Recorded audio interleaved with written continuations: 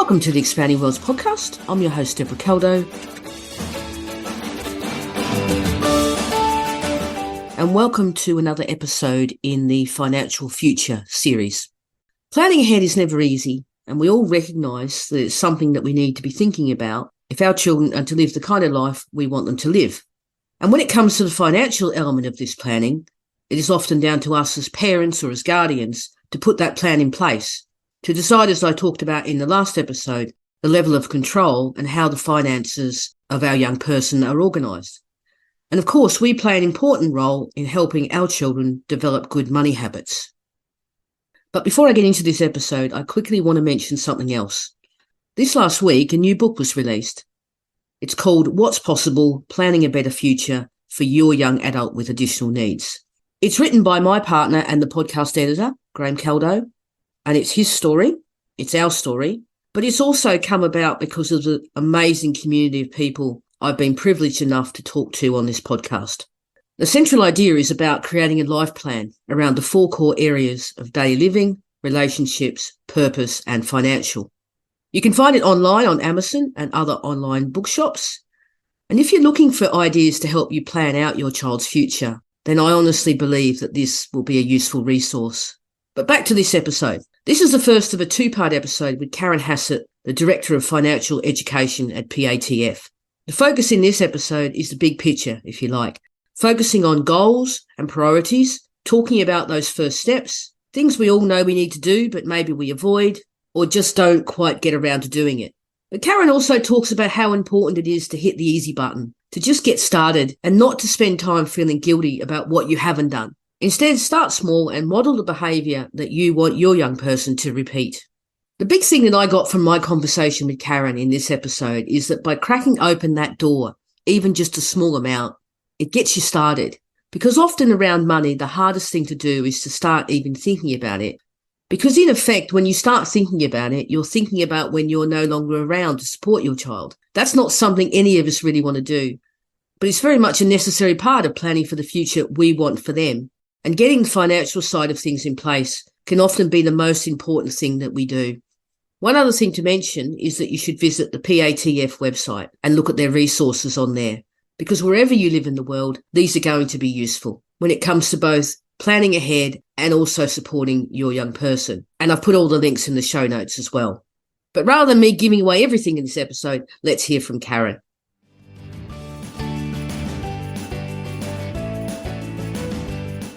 Thanks, Karen, for talking to me today. Can we start off by finding out a little bit more about you and also what you do at PATF?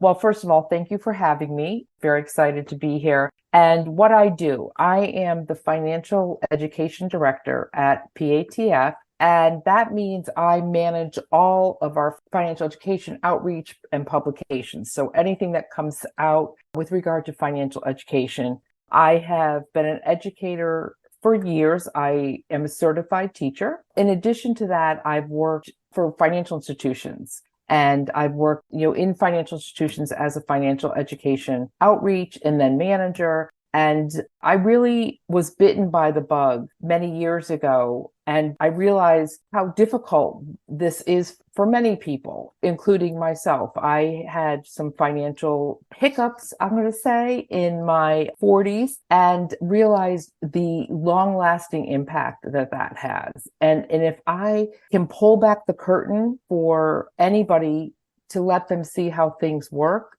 that to me is my life mission, as well as I do think that the financial world sets up a barrier for most people, average people. They talk in terms that most of us don't understand. To be honest with you, I couldn't tell you what a price earnings ratio is or what a derivative is. I still can't figure out what that is. But I can talk about kitchen table budgeting. I can talk about kitchen table finances, the things that 90% of people do. And I think there are very fundamental concepts that we can promote. And that's what my life goal was.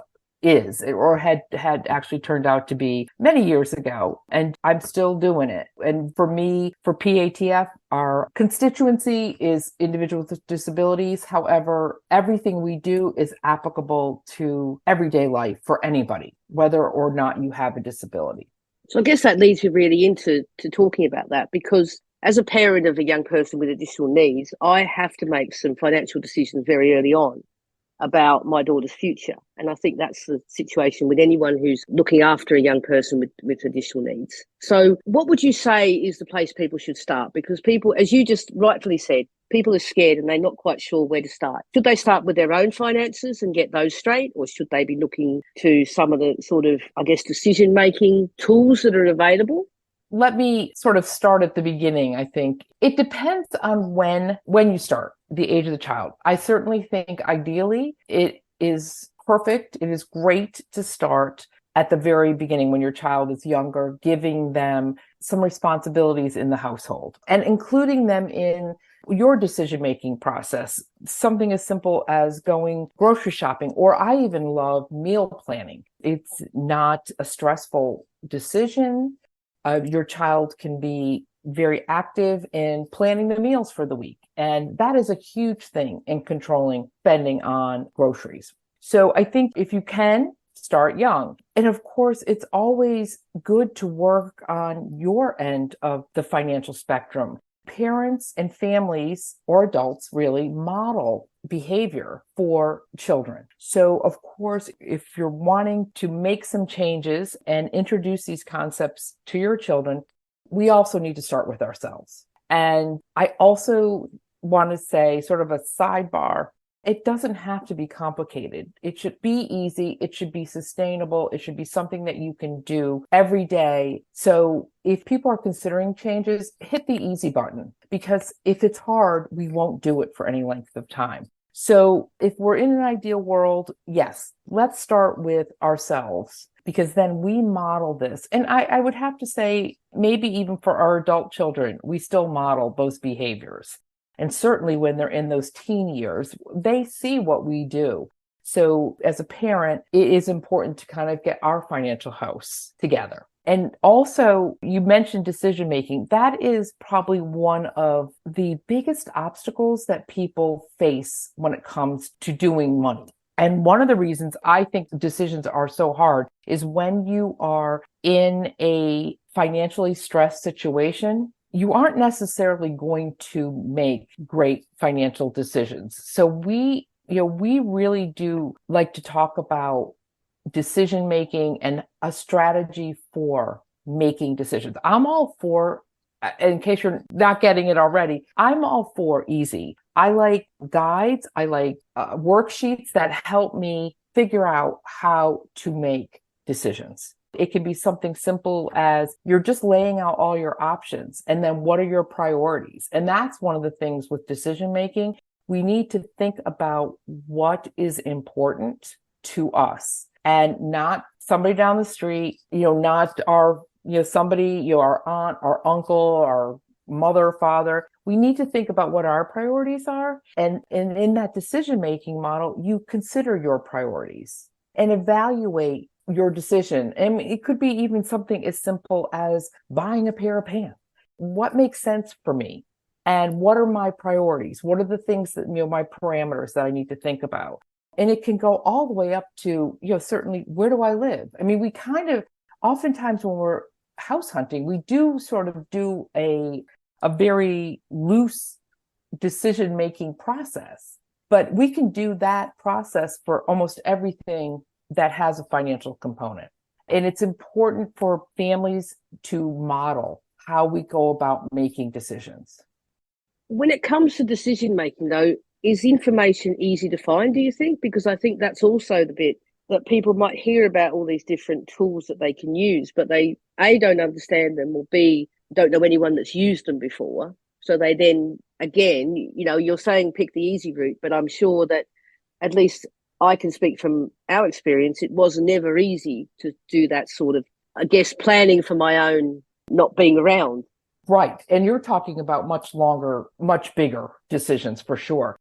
There is plenty of information on the web. I mean, we use the PACE decision-making model, and we do have an activity sheet that is available on our studymoney.us site. And what it is, the PACE model it's a step-by-step process, right? You figure out the problem. So what am I trying to solve? And let's say, for your example, I'm trying to determine what can happen when I'm no longer here. Like, what do I do?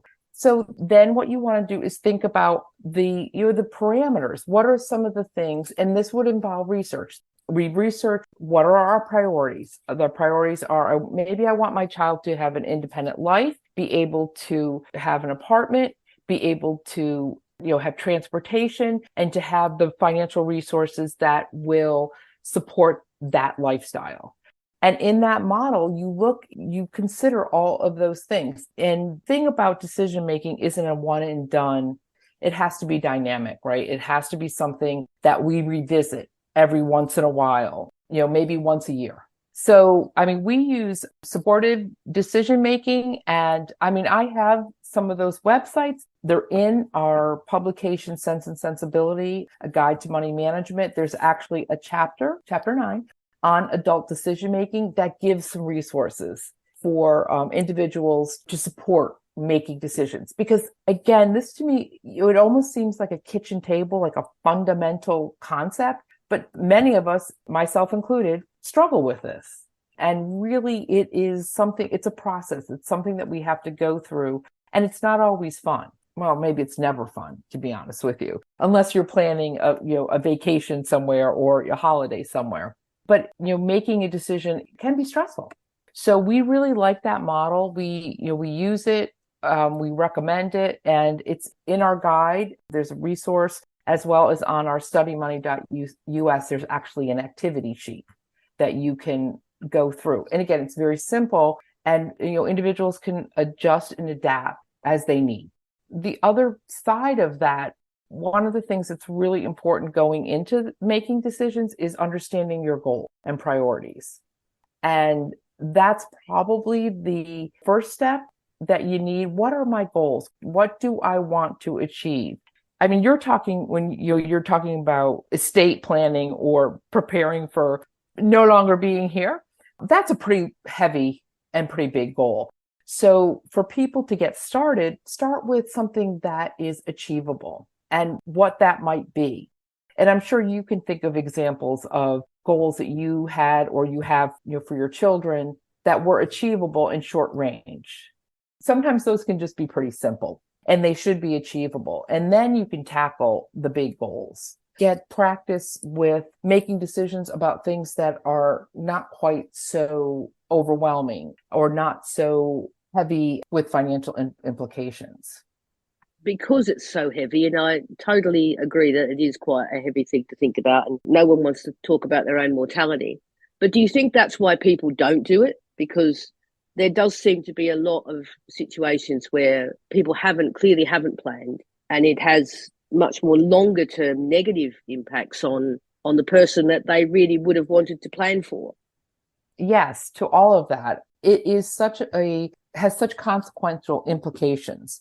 And certainly when we're younger, it's hard to forecast that far out, and it's not comfortable. And also, they don't have the resources to make these big decisions, or where to go, or who to talk to, or, maybe it could even be they don't have, let me just back up. I'm sorry. Let me back up. A lot of times for financial planning, individuals feel, I don't have enough money to talk to a financial planner. Oftentimes, financial planners won't talk to you if you don't have a certain level of assets.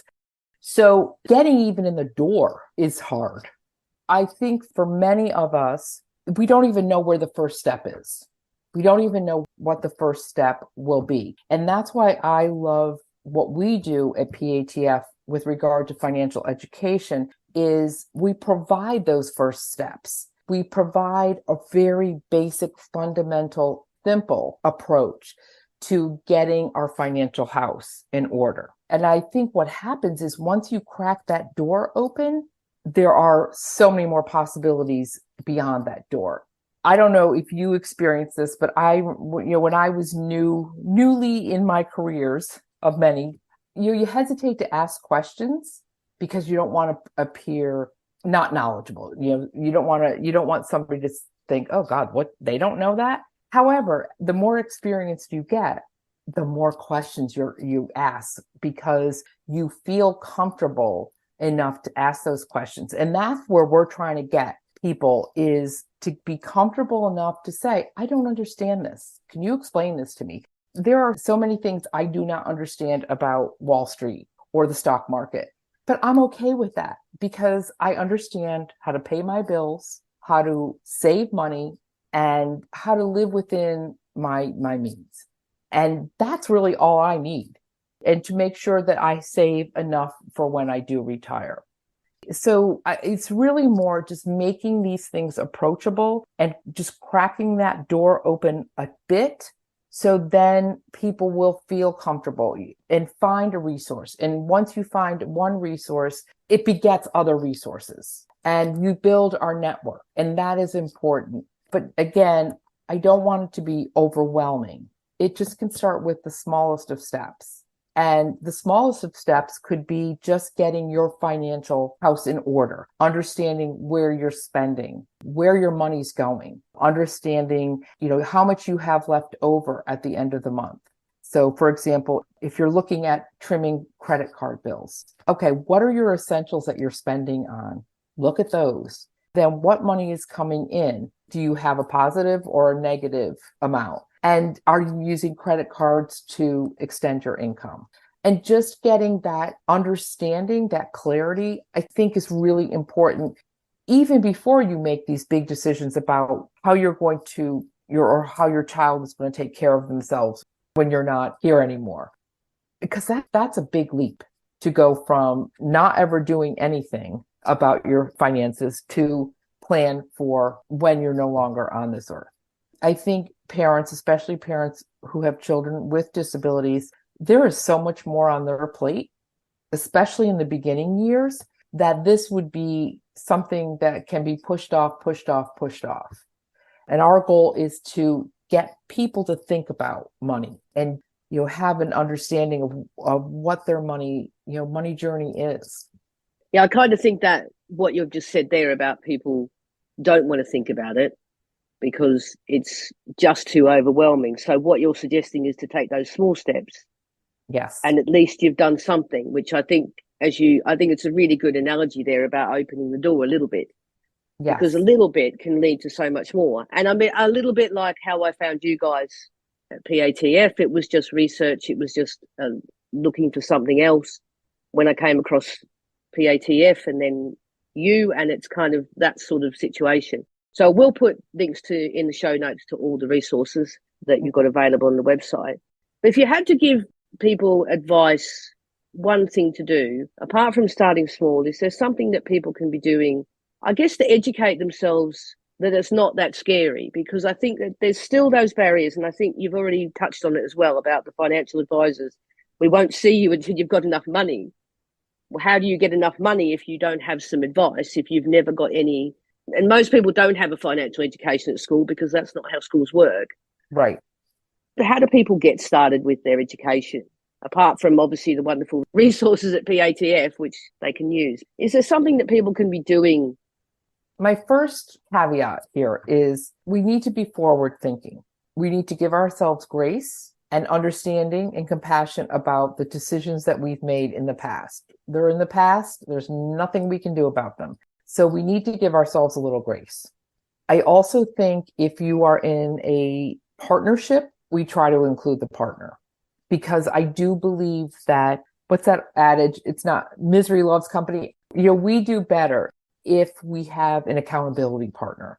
So first steps are just getting our relationship with money honest and be honest about it. Not easy, right? That's just not easy. I think people can relate. They get that bill in the mail. They don't open it because, they're not able to pay it. But by not opening it, it just sits and just compounds and builds and builds. Not like something screaming is going to come out of that envelope, but it's easier for us just to not open that envelope and slide it and forget about it.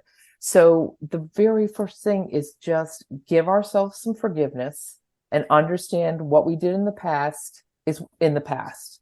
And then the simplest thing for me is just be honest with what you're spending.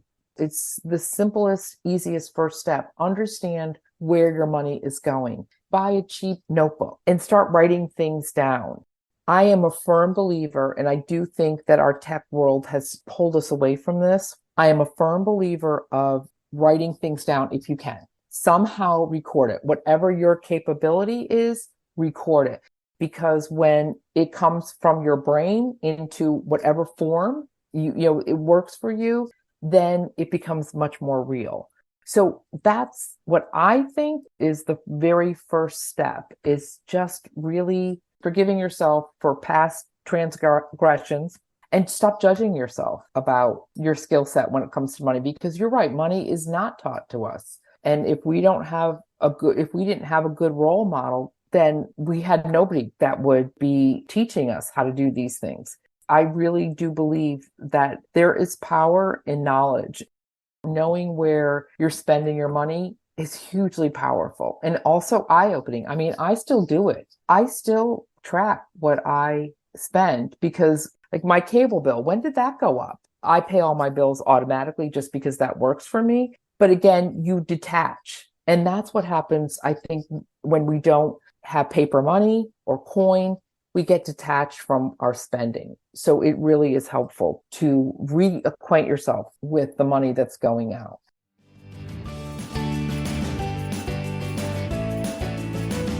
Thanks for listening. I hope this episode gave you some useful ideas, whether you're getting started or you're further along in the planning process. In the next episode, it's the second part of my conversation with Karen, and the focus is more on the strategies to support our young people to develop good money habits. So things like controlled independence and ways to talk about money. If you enjoyed this episode, then please feel free to leave a review wherever you listen. I really do appreciate any reviews because it helps other people find the podcast. If you'd like to get in contact with me, then you can email me, deborah@expandingworlds.com, or you can find me online at Deborah Caldo. I'd love to hear your thoughts on this topic and any ideas that you have around planning the financial future for your young person.